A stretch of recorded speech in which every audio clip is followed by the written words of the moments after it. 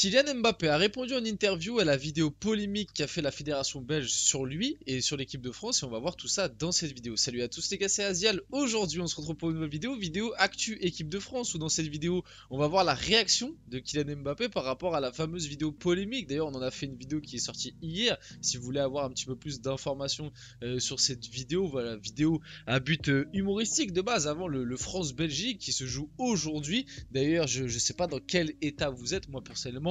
J'attends le match avec impatience. Je vais pas vous mentir, aujourd'hui, grosse journée football, grosse journée euro. On a du France-Belgique, on a le Portugal qui joue ce soir. En tant que franco-portugais, je suis. Voilà, c'est ma journée. J'ai envie de vous dire, les gars, c'est ma journée. Je suis à fond, je suis hype. J'attends les matchs avec impatience. On espère la qualif des deux nations, même si malheureusement, je vais avoir un quart de finale déchirant. Hein, ça va être très compliqué. Portugal-France sûrement en quart de finale si les deux gagnent aujourd'hui. Bref, c'est pas le sujet de cette vidéo. Actu équipe de France, on va voir la réaction de Kylian Mbappé par rapport à la fameuse vidéo polémique de la Belgique. Voilà, on en reparlera vite fait. Bon, ça va, ils sont pas non plus allés trop loin, mais ça a fait un petit peu polémique et ils se sont excusés. Plus de détails dans la vidéo qui est sortie hier. Avant que la vidéo commence, n'hésitez pas à la liker, à commenter, à partager et à vous abonner. Ça fait toujours plaisir et ça aide pour le développement de la chaîne. Et nous, on va pouvoir y aller dès maintenant. Bon.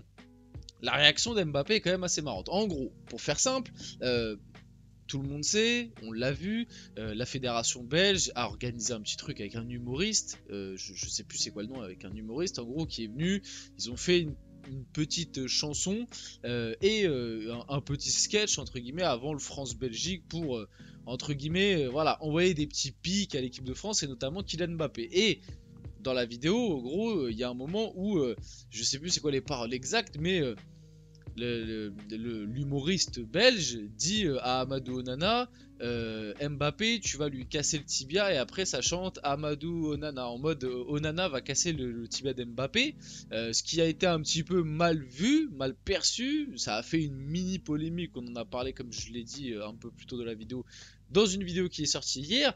Mbappé était conscient de cette vidéo et du coup, entre guillemets, pour enterrer la hache de guerre, parce que la fédération belge a fait un communiqué pour s'excuser auprès de Kylian Mbappé, etc.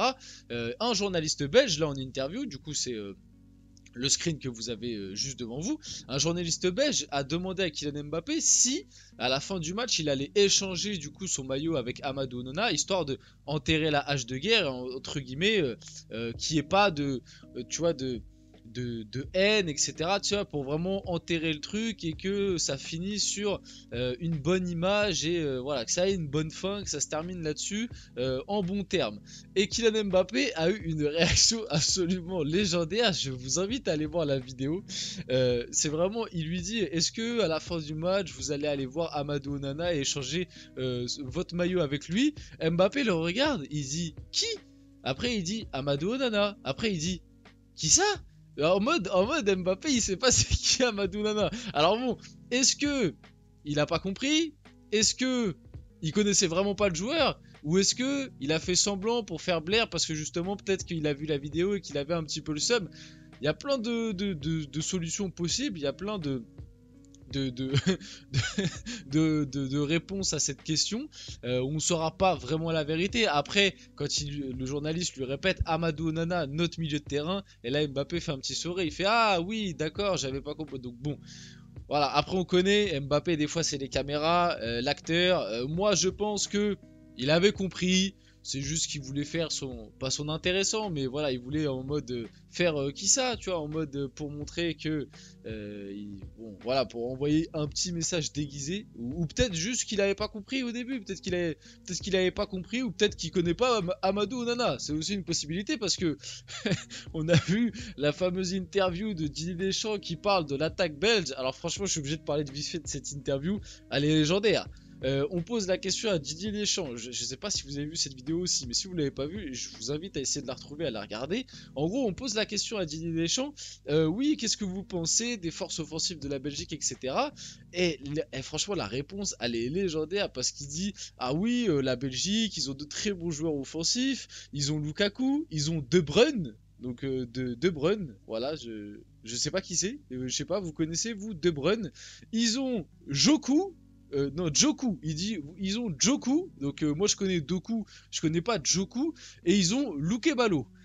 Donc c'est-à-dire que sur les 4 attaquants belges, Didier Deschamps s'est trompé sur 3 noms sur 4. C'est quand même pas mal. Franchement, pour une équipe qu'il a soi-disant analysé et scruté, regardé, que tu connaisses même pas le nom des joueurs, c'est inquiétant. Moi, je me pose un petit peu la question. Peut-être qu'après, je suis un petit peu médisant, je suis un petit peu dur. Peut-être que c'est juste un souci de prononciation de la part de notre Dédé. C'est aussi possible. Mais bon, entre Doku c'est pas compliqué à prononcer. Tu l'appelles Joku. Bon, excusez-moi qu'il y a quand même un petit problème. Encore le Lukebakio, tu l'appelles Lukebalo. Bon, t'as peut-être un peu fourché. Même le De Bruyne, au lieu de l'appeler De Bruyne. Bon, voilà, mais vraiment le Joku, un peu compliqué. Bref. Passons à quelques déclats de Kylian Mbappé en interview.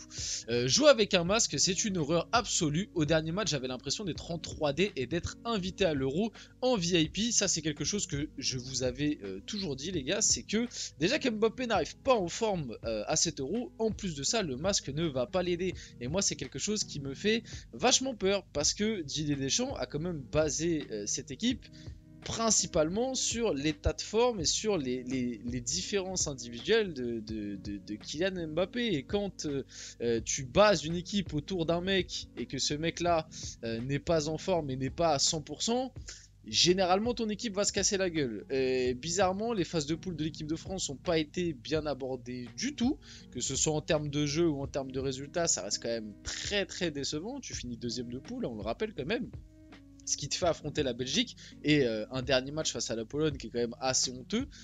Face aux Pays-Bas, c'était pas mieux non plus, c'était un peu mieux que face à la Pologne. Face à la Pologne, c'est vraiment le pire.